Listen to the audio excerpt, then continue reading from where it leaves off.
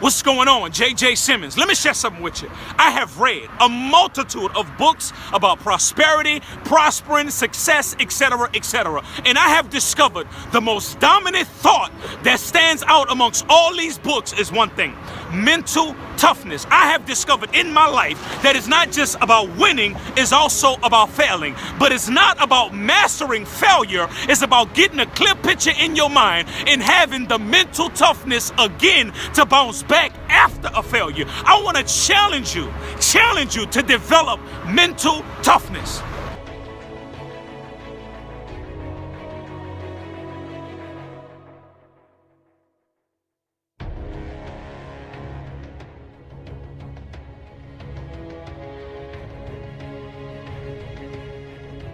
The thing is, every successful person you know has failed at what they love to do before. I've been unsuccessful in my career. You just didn't know about it because I wasn't famous yet, and I was trying to be famous. I was trying to get a record deal for 6 years, and I kept getting turned down. And any successful person you know, even though it seems like everything just happened for them, it usually was preceded by a bunch of failure, or at least a significant amount. But the great ones aren't the ones that don't fail. They're the ones that learn from their failure, and they keep going, and they're persistent, and they're tenacious. And for me, I was trying to get a record deal from '98 to 2004, and I got turned down by every major record label, including the one I'm signed to now.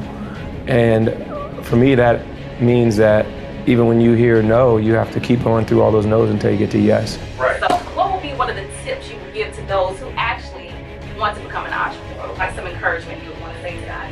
Any skill can be developed, and whatever you're passionate about, you got to become a student of your industry. That was the number one thing that changed my life. Proverbs 25 says that a wise man will hear and increase in learning. And that scripture changed my life because it gave me access to know that if I'm hearing it, I can increase in learning in whatever I'm hearing. Let me say this. There's two ways to get wisdom. People or pain. I have to read. My wife, I tell my wife all the time, I be so jealous of my wife. Like, she just naturally smart. Like, for me, I'm not naturally smart. Like, I'm a slow learner, but I'm very skilled in my learning. So I became passionate. You know, at that time, I was reading a whole bunch of books on revival, healing, miracles, which was okay, but it wasn't helping me with my money. Right. You follow me? Right. So I began to read a whole bunch of books, and I read only books about success, prospering, etc., because that was something I was trying to understand, and I needed understanding, because you can only operate at the level of your understanding. Amen. Wherever your understanding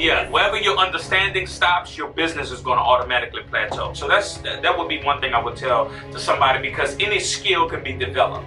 When I was younger, I didn't really know that you could just get better at things, because I think we're so used to the idea that you're talented at something and it's sort of fixed, you know, the idea that, oh, he's just a good singer, you know.